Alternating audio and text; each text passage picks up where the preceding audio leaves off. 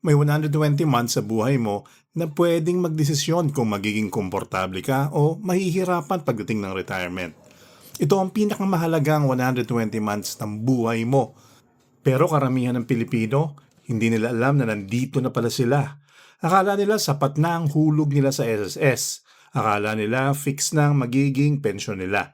Pero ang totoo, may mga tao na halos pareho lang ng years naghulog pero sobrang laki ng difference ng pensyon pagdating ng retirement. At kadalasan nangyayari ang difference na yan sa huling 120 months.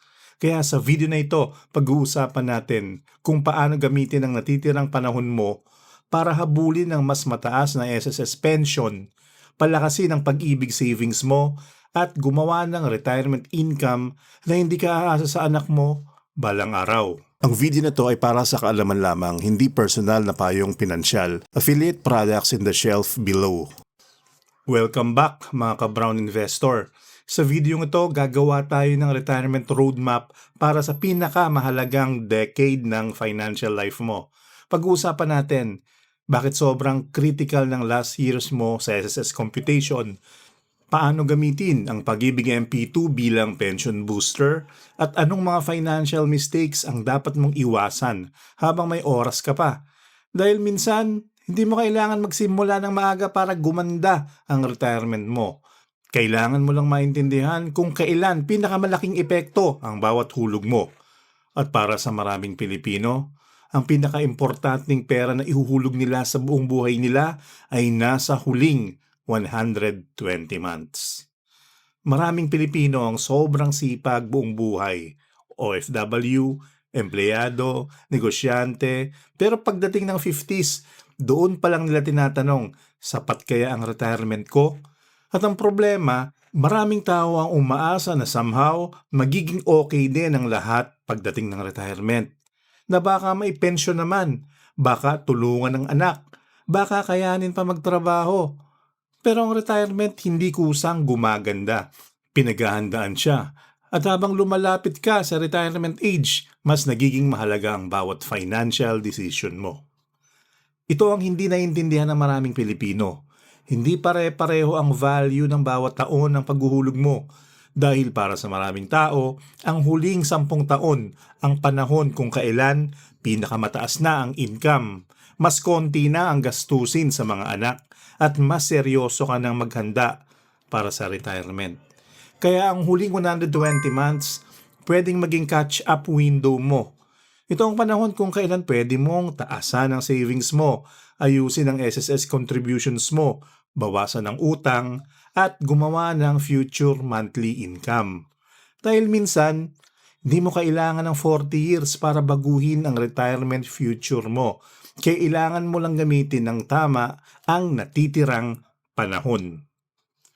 Kapag papasok ka na sa huling 120 months bago retirement, 3 na lang dapat ang focus mo.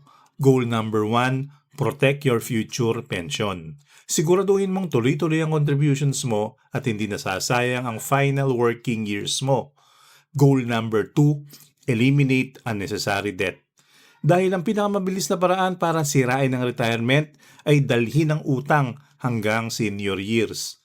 At goal number 3, build monthly retirement cash flow.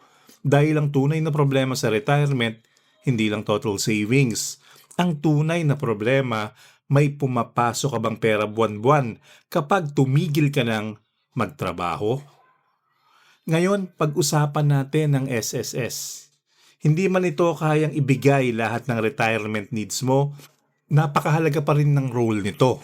At dito maraming Pilipino nagkakamali. May mga tao na habang lumalaki income, napuputol naman ang hulog. O kaya naman, saka lang naghahabol kapag malapit na mag-60. Kaya importante, maintindihan mo kung paano protektahan ang final contribution years mo. Dahil kahit maliit ang difference kada buwan, pwede pa rin itong magkaroon ng malaking impact pagdating ng retirement. Lalo na kung consistent ka, kaya kung employed ka, bantayan mo ang contributions mo. Kung voluntary ka, planuhin mo ng maayos ang hulog mo. Dahil ang pinaka-expensive na mistake minsan ay ang pagkawala ng momentum sa final working years mo. Pero, ito ang reality. Para sa maraming Pilipino, hindi sapat ang pension lang. Kaya dito pumapasok ang Pag-ibig MP2. At isa ito sa pinakamalaking advantages ng mga taong may natitira pang 120 months bago ang retirement. Dahil habang nagtatrabaho ka pa, pwede ka pang gumawa ng additional retirement fund na kumikita ng dividends. At ang maganda sa MP2, government back, simple maintindihan, at walang management fee na kumakain sa earnings mo. Kaya maraming OFW at late starters ginagamit ito bilang pension booster. Imagine mo, sa loob ng huling 10 taon mo, unti-unti kang bumubuo ng fund na pwede mong gamitin bilang supplemental monthly income, emergency retirement buffer o dagdag proteksyon laban sa inflation. At minsan, hindi mo kailangan ng sobrang risky investment para gumanda ang retirement mo. Kailangan mo lang ng consistent strategy. At habang may natitira ka pang panahon, kailangan mo ring iwasan ang mga mistakes na sumisira sa retirement ng maraming Pilipino.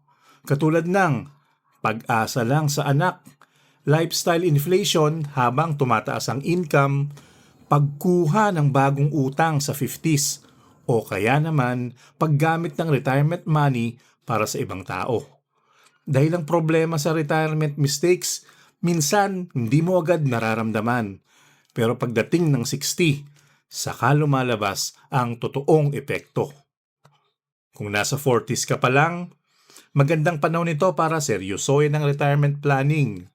Kung nasa 50s ka naman, ito na ang panahon para maging intentional ang bawat financial move mo. Sa stage na ito, ayusin ang SSS contributions, dagdagan ng retirement investments, bawasan ng utang at gumawa ng emergency fund. At para sa mga OFW, ito rin ang panahon para paghandaan ang eventual return home. Dahil ang goal natin, hindi lang makapag-retire. Ang goal natin ay magkaroon ng dignified retirement. Hindi lahat ng tao nakapagsimula ng maaga. At hindi lahat nabigyan ng perfect financial opportunities. Pero hindi ibig sabihin nun, tapos na ang laban. Dahil habang may natitira ka pang 120 months, may panahon ka pang gumawa ng mas maayos na retirement future. Pero kailangan intentional. Kailangan may plano. Dahil ang retirement security, hindi nangyayari by accident.